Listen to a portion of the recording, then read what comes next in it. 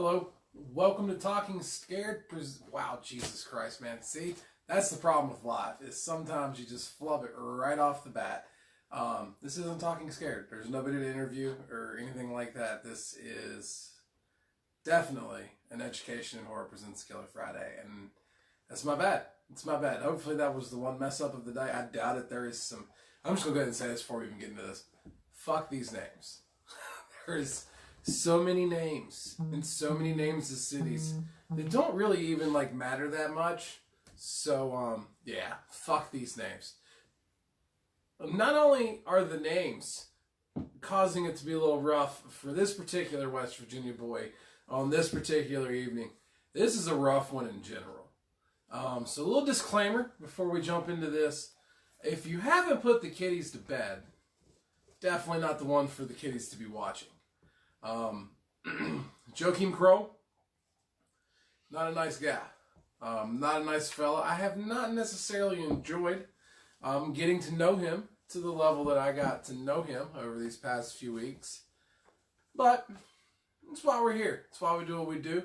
Like to examine these people and take a look at them. But this one is a particularly vile piece of shit. And more details on his murders than what I've had on the other ones. So murder time's going to be a little aggressive this time around. A little intense, way longer than usual, way more detail than usual. So consider yourself warned. Probably going to paint some pretty gnarly visuals for you this evening. So, you've been warned. There you go. That's it. That's all I'm going to talk about. 3,761 likes as of right now. Thank you so much for that. Numbers continue to grow, and we love to see that. Should be at 4,000 hopefully here shortly. And who knows? Maybe we come up with some cool thing to do at 4,000. Maybe we don't. Who knows? It's all surprises sometimes.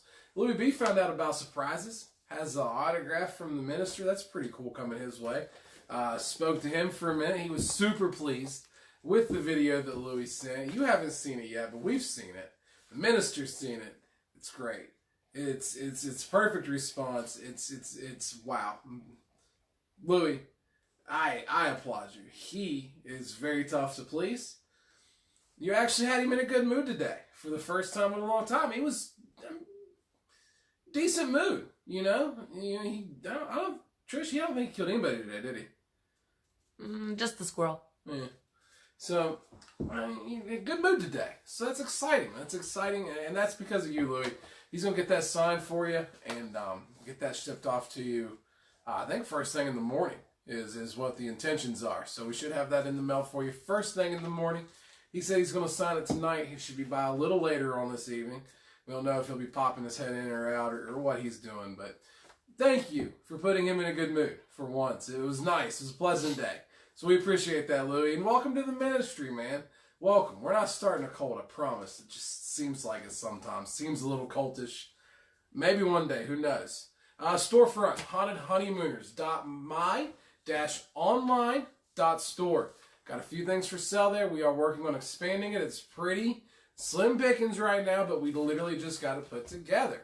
So, again, honeymooners.my-online.store.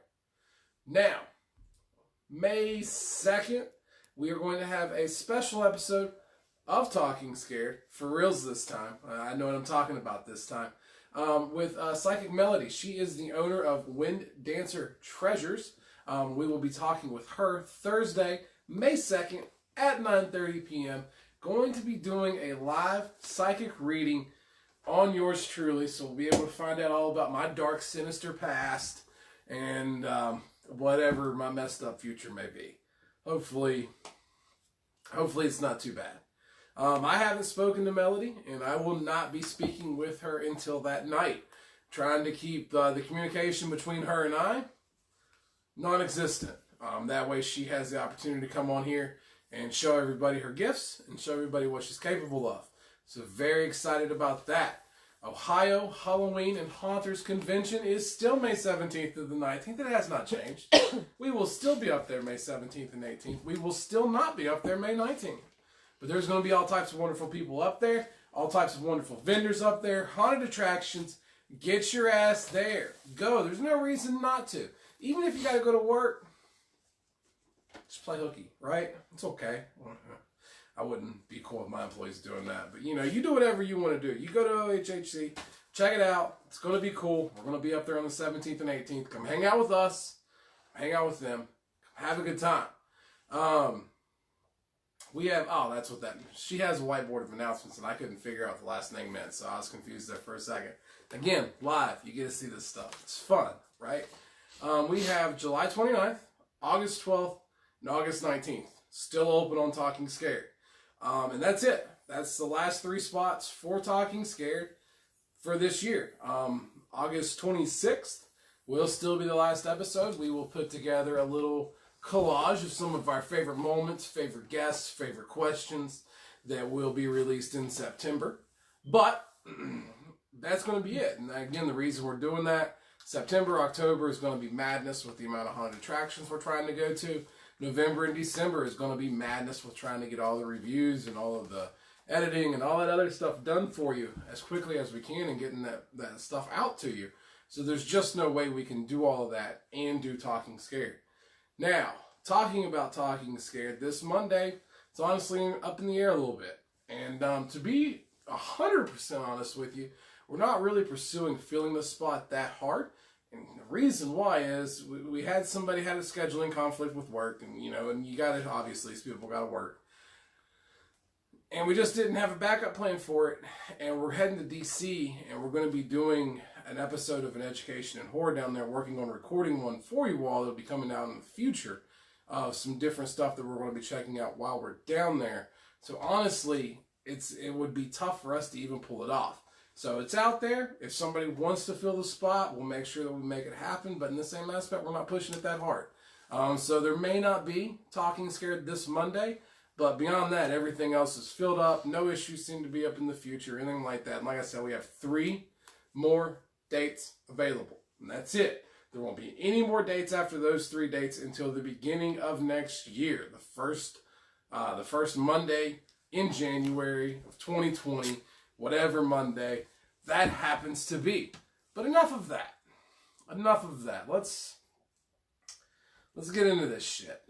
And and that is some shit that we're about to get into. Again, last disclaimer. Kids, sleep, bed. Not here, not listening to this shit. Joacham Kroll. Killer Friday. Let's go. So, the corpses of 5 young women were found in small villages in West Germany. Each body had been raped, stabbed, strangled, as well as mutilated. The cuts were of a strange nature. Parts of the victims had been removed. Slices from the buttocks, thighs, and belly were taken. Yeah, you know where this shit's going already. This type of cut was suggestive of a cannibal. The parts were the meatiest parts of the body, and the wounds, they were about steak size.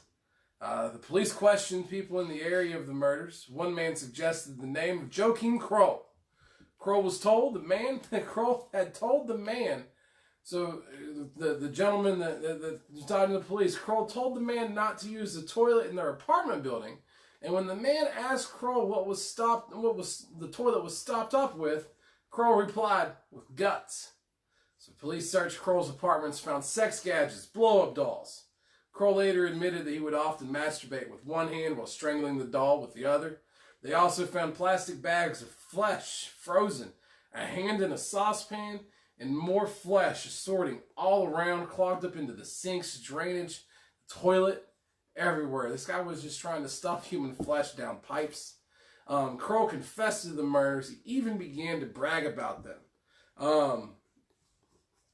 He even began to confess to murders the police didn't even know about. Kroll confessed to the murders of 9 other people, 8 young girls, and 1 man. And that is a small little taste of Joacham Kroll and what we're about to get into with this guy. This is gnarly. This was absolutely some of the gnarliest shit that I have ever, myself, gotten into. Wow, that came out wrong. I didn't do this. He did this. This was gnarly studying this. Just called myself a murderer there. So as we always do, we're going to start off talking about his early life a little bit. There's not a ton of family history with Mr. Kroll out there, but a little bit, and we'll talk about it. So Joacham Kroll, born on April 17th, 1933, was the 8th son of a mining family in Hindenburg, which is now part of Poland in the upper area of Germany. Kroll had an outstanding IQ, an absolutely mind-splittering Albert Einstein-level IQ of 76. Labeled as borderline retarded. Kroll was considered by many as the town idiot. Kroll was a constant bedwetter. That had to suck. I'm sure that fucks with anybody. Which surely had something to do with his self-esteem and impotence. When Kroll's father died in World War II, his family moved to a small 2-room home.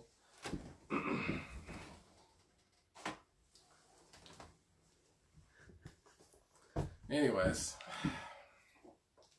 Kroll's father died in World War II. His family moved to a... We gotta quit doing these live. This is not going as well as some other ones have. Anyways, when Kroll's father died in World War II, his family moved to a small fucking 2-room home, which Joachim shared with his 6 sisters and 1 brother. Kroll attended school for a mere 5 years. That was it, 3rd grade level, before he went to work on the family farm. So with the social skills of a 3rd grader, he lived as an adult with very low intelligence. Kroll stayed on the farm with his mother until he was 22, possibly because he probably found it hard to live on his own. I can't imagine 3rd graders really being able to kill it, especially when that's your mentality as an adult. So, as we have seen with, Jane Topin and as well as Kroll, rough upbringing for these. H.H. Holmes as well. Not as rough as some of the others, but, well, I mean, he got locked in a closet too, so, with a fucking skeleton. So I guess they all had some shitty upbringings. We haven't really hit one that had a great upbringing yet. So quit being mean to your kids. Shit. Let's see what's happening here. We're raising sociopaths. We have to stop this madness. We have to. Nah, it's not all that. So anyways, Kroll moves to a suburb of Lahr, the northwestern part of Germany. He began work as a laboratory assistant after the death of his mother in 1955. Living on the streets, Kroll was known by the local children as Uncle Joachim. This, when you find out what he does, which we're going to get into very, very shortly, because the murder time's going to take up the majority of this. This is terrifying that the little girls and stuff knew him as Uncle Joachim because of the fantastic toys, candy, and dolls he kept in his tiny flat. Despite the rules of the building, Kroll invited all of these children into his home, feeling that they were his true friends. Kroll loved the attention from the young girls that played in the area, believing them to be his own nieces. What the young girls never saw was Kroll's number of inflatable dolls in the home to satisfy his sexual urges. Also, the fact that he was using these same dolls to practice strangling, which he would then use later on to kill, regretfully, some very, very young girls. For years, Joachim lived in this area of Germany, indulging his young children with treats and little gifts. Parents of the local families remember Joachim as a pleasant, thoughtful man who seemed to want a family of his own. Kind of.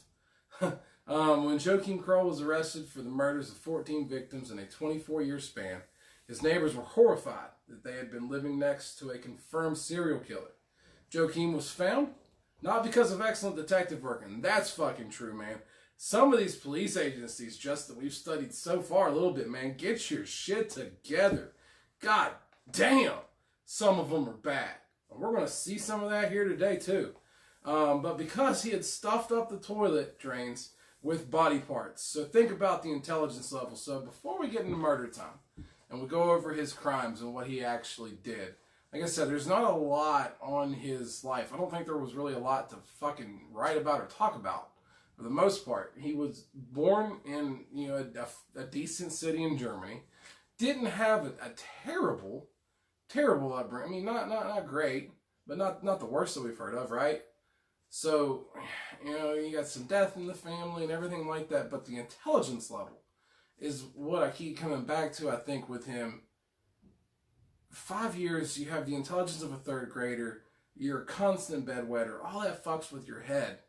What I can't seem to grasp, I think, with him is where the transition goes from looking at these young girls as the one aspect of, I guess, good in his life that he feels, and then them becoming the source of this rage that he experiences over this 24-year span, committing some of the most despicable acts that a human being has ever done. And then it's just his lack of intelligence that ends up getting him busted, man. The detectives, and that's something else we're going to look at here. There were people that had absolutely nothing to do with these crimes in any way, shape, or form that had a severe impact on their lives. 2 of them fucking killed themselves because of what happened. And it's weird, the scope and the magnitude that these people affect, not just the people that they murder, but everybody else that goes along with it. You know, the families of the victims and these other people that get falsely accused. And it ruins their reputation to the point that they do what they end up doing. And it all comes back to this one fucking retarded asshole that started the whole thing. And, I don't know. You look at H.H. Holmes, who was brilliant, and then you come to the opposite end of the spectrum to this guy that's just out of his fucking mind. Regretfully, it's murder time. Again, before we get into this, fuck some of these names. They're hard. They're really hard, and I tried to look up some of them. No disrespect to the dead, but I'm going to try my best with some of these. So the first one, the first murder we want to talk about is Miss Shrell. She was killed on the 8th of February in 1955 near Aylen. Kroll probably took a train to Ham and then continued by bus or even on foot. Miss Shrell was 19 years old, an attractive blonde dressed all in green, sporting shoes, coat, shawl, bookcase, having a pretty good day probably. Seems like she was out enjoying herself probably. She was a runaway from home. Kroll met her on the road and invited her for a walk in the woods. About some 120 meters from the road, he tried to kiss her. But she resisted, and in response to her resisting his kiss, he stabbed her 4 times in the neck. Afterwards, he strangled and raped her. Whole lot of raping goes on over the next little bit of time, just so you're ready for that. Whole lot of stabbing, whole lot of raping. Here's where it gets really, our cats are throwing down in the next room right now. Here's where it gets even sicker. He then cut her stomach open in the manner of pig slaughtering. And the reason that he did that is he would masturbate and then jerk off all over the bodies. Face, hair, and then he would cut the bodies open and masturbate inside of the fucking bodies as well. So he stabs this girl 4 times in the neck, strangles her, rapes her, guts her like a goddamn pig so that he can masturbate over the body and come actually inside the body. I told you, we were going to get some nasty visuals up in here today. So she's found, there was no bruising to the genitals, no defensive wounds, probably because she was stabbed 4 times in the neck, and he didn't have a problem with necrophilia either. She's found 5 days later amidst a snow-covered brush, right outside of a local road, eventually in a barn. A great quantity of sperm was found in her vagina, also in her abdomen, not on, in her abdomen. He was fucking coming inside the gaping hole he cut into her goddamn chest. It's crazy. And scattered through the pubic hair. This made police suspect several people. So when he would finish these crimes, and you'll see this a couple times, where he just, and you know, they didn't, I guess, have DNA testing at this time to test and see it was the same semen, but he would just go nuts with it, to the point that police thought it was 4 or 5 different dudes that were doing this, and it's just this one psycho. It goes on. Erica Schluter, not a lot is known on her murder, because he just kind of mentioned her in passing. He wasn't actually convicted of this one, but it had all of his details. 12 years old, strangled and raped. And again, he wasn't charged with this one due to lack of evidence. And before we continue, I was talking to Trish about that. It's weird to me that if they fucking confess to it, how is that not... I mean, I know there's false confessions, and we'll even see a little bit of that here shortly. But I don't understand it. If the dude is a definite serial killer, like for sure, and we know he is, for sure, definite serial killer, why not just give him the benefit of the doubt at this point? Just be like, all right, yeah, that was probably you too. I don't know. Maybe that's why I'm not in law enforcement. So we're moving on. Molina Knott was killed on Sunday, the 26th of July, 1959, in the city forest of Eason. She was 16 years old. She was found naked amongst some bushes, strangled, raped. No scratches or bruises in the genital area. But here's where things start to take a turn for the even more far weird. Slices from her buttocks and thighs were removed. Kroll not only masturbated over the pubic area, but also over the face and her hair as well. He also masturbated in the areas where he'd cut the meat out. Also, in this case, the police suspected a gang of young perverts. So you look at him and go, how does somebody with the IQ of 76 get away with something like this?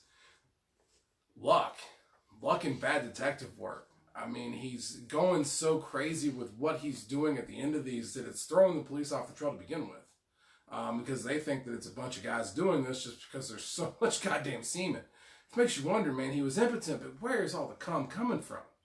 Like, how, like, I mean, I can once, like, twice on a good night, like, if I'm, like, really feeling it. But, like, that's a lot. That is a lot to have to produce and to do in a short amount of time. And so I get it a little bit from the police's standpoint. I think we probably could have looked into it a wee bit more than it seems like they did. But that's it. You know, really just luck. Just luck and genuinely being a little crazy about it. Kind of got him off for it for a while. So we move on to the next one. Barbara Bruder, killed on the 3rd of September in 1962. 12 years old, guys. 12 years old. Strangled and raped. She was on her way to a playground, but never arrived there. Took a shortcut through the woods where Kroll was waiting for her. Her body has never been found. At his trial, again, Kroll had been charged with this murder. Kroll has not been charged with this murder, although he confessed to it. So that's two murders that he confessed to. Didn't go with it. The next one, killed on Easter Monday, April 23rd, 1962, in a forest outside of the town of Dinslaken. That is north of Duisburg, in case you were wondering. In case you were wondering the exact location of that particular place, there you go. You got it now. Now you know it's north of Duisburg. 13 years old, found the next day amongst some bushes, strangled with her own scarf, raped, partially cut up. Kroll ripped the red dress from her body and then removed both buttocks, as well as the left forearm and hand. Petra was visiting a fair with a friend, and there Kroll probably lured her away and abducted her to carry her outside of town. We move on. Monica Toffel, killed on June 4th, 1962, 13 years old. Found on the 11th of June, and believe it or not, the ages are going to get way fucking worse. Found on the 11th of June by a police helicopter in part of the forest outside of the town. Strangled and raped. Spotted while on her way to school, Kroll dragged her into a rye field, masturbated over her body, cut steaks from her buttocks and the backs of her thighs. Here's one of the first victims that wasn't an actual victim of Kroll's. Pedophile Walter Quicker was arrested on indications from witnesses. The police had let him go due to lack of evidence, but his neighbors continued the prosecution. His wife divorces him. Youths would snare at him, and local shops refused to serve him. On October 5th, 1962, Quicker went into the forest outside of town and hung himself from a tree. Over a crime that, granted, he was a pedophile, so fuck him anyways, but over a crime that he genuinely did not commit this particular time. Completely and totally just fucking destroys his life. Just for being wrong place, wrong time. A couple people pointing your way, and hell, it could have just been people that didn't fucking like him. And said it was probably that guy. And as shady as the police work seemed to be back then, they probably just went away with it. We move on to Herman Schmitz, killed on the 22nd of August, 1965 in Lover's Lane, near a lake in Duisburg. 25 years old. Stabbed in the heart twice, he died immediately. Kroll got sight of Rita making love to Schmitz in their Volkswagen. He punched a knife through the tire of their car, trying to keep them where they were. Whereupon Schmitz got out to see what had happened. Kroll stabbed him in the chest and then immediately turns to the girl. The girl watches in despair as her boyfriend collapses. She immediately does the right thing, jumps in the driver's seat, disregarding the flat tire, starts hooting and hollering on that horn like a frantic maniac, and drove straight off onto Kroll, who barely manages to turn his heels and make his escapes. Regretfully, Schmitz does bleed to death in the arms of his girlfriend. The area was swarmed with alerted drivers, but no trace of the mysterious attacker was ever found. And so that ends up being Kroll's only male victim, if you don't count the first male that we've already seen commit suicide because of Kroll's actions, and there's going to be another male. And I think they're part of the victim list too. Had Kroll not entered their lives in the brief way that he did, they would have never committed the acts that they did. So I think they fall on him too. Moving on to Ursula Rowley. Killed Tuesday, September 13th, 1966, around 7 p.m. 20 years old with short hair. Found 2 days later, hidden in bushes, naked from the waist down, her legs spread wide apart, strangled and raped. She had left an ice cream parlor where she spent an hour and a half with her boyfriend, Adolf Schickel.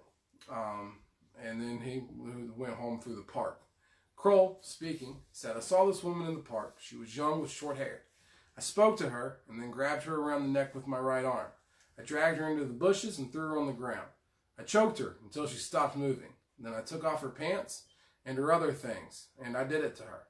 I left her lying there and took the train back to Duisburg. When I got home, I was still a little hot." Fuck him, man. "And I had it with the doll and did it with my hand a couple of times." The police arrested Adolf Schickel, the boyfriend, questioned him at length, but they had to let him go. The police still considered him guilty. He was chased out of town, and on January 4th, 1967, he drowns himself in the Main River. Just fucking terrible, man. It doesn't stop with this guy. Helena Hart, killed on December 22nd, 1966. You ready for this one? 5 years old. Strangled, raped, and drowned. Kroll, this one's kind of sick here. Kroll abducted her, took her on a city train, there aboard a bus. He got off somewhere in a wooded area where he continued for about 500 meters through dense bushes to a field. And in that field there was a ditch, and in that ditch was some water, and in that ditch he drowned her. And the reason that he drowned her was because he wanted to see what it was like for someone to drown. So he dragged a 5-year-old girl off a bus, through the woods, into a ditch, drowns her, just because he wanted to see what it was like. Moving on. Gabrielle Putman, attacked on June 22nd, 1967, on her way to the area north of Bottrop. Kroll was living in Grenefroid at the time, and fuck these words. 10 years old, Kroll lured her into a meadow and showed her pornographic pictures. The girl was horrified and tried to run. Kroll started to choke her, but suddenly there were sirens howling everywhere, and a nearby coal mine had to change a shift. The area was swarmed with miners returning home, and you think, this is it. This fucking bastard's going to get caught. Kroll managed to make his way out without anyone seeing him, and didn't realize that the girl was still alive. Awesome. We got witnesses. We're going to fucking get this guy. Nope. Putman's parents never reported the incident to the police until 9 years later after the arrest of Kroll.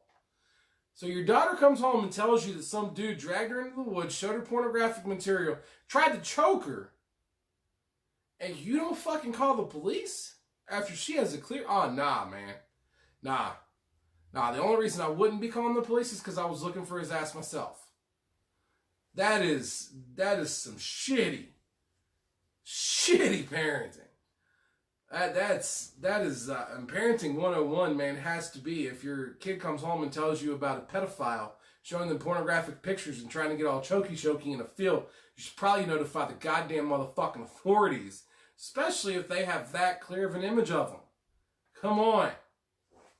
Fuck. Man, this story's just fucked, man, everywhere you look. And this is the last one. There was some more. I honestly just had to stop because I think we get the point. So the last one, this is the one that leads to him getting caught. The initial one he's charged over. And absolutely the worst one. Marion Ketter, killed on Monday, the 3rd of July, 1976, in Jekyll's apartment. 4 years old. Her intestines were found blocking the drain of the house. Her hand was boiling in a pot. When the police came in, her fucking hand is boiling in a pot on the stove. She's 4 fucking years old, guys. 4. 4 years old. I have a daughter that's going to be 3 in just a couple of months. That's insane. Her hand is boiling in a pot on the stove with some carrots and potato, while other parts were packed in the freezer for later consumption. Abducted the day before, strangled, cut into pieces. Police searched the neighborhood after she went missing the day before. Another tenant complained about the blocked drains, brought the investigators into Kroll's apartment, and that's where they find all this stuff going on. And that is where, thankfully, the reign of Joacham Kroll and the absolute insanity comes to an end. So what happens? What was the trial, sentence, and death of Joacham Kroll? How did this, did he get what he deserved? You know, what happened? So the police questioned people in the area of the murders. Again, we've talked about that, the suggesting of Joacham Kroll and how they found him. Kind of retyped on myself there, apologize. So he confesses to the murders. He admitted to killing Marion Kettner. He gave Marion Kettner, the last one, the 4-year-old, admits to killing her, gives details of 14 other murders and 1 attempted murder over the last 2 decades. Kroll said that he often sliced portions of flesh from his victims to cut and eat them. You ready for this? The reason he was a cannibal? Claiming that he did this to save on his grocery bills. He ate people because he didn't want to pay for his fucking... He killed a 4-year-old and chopped her up because it was saving some money on his goddamn fucking grocery bills. And what's this guy get for all of his crimes?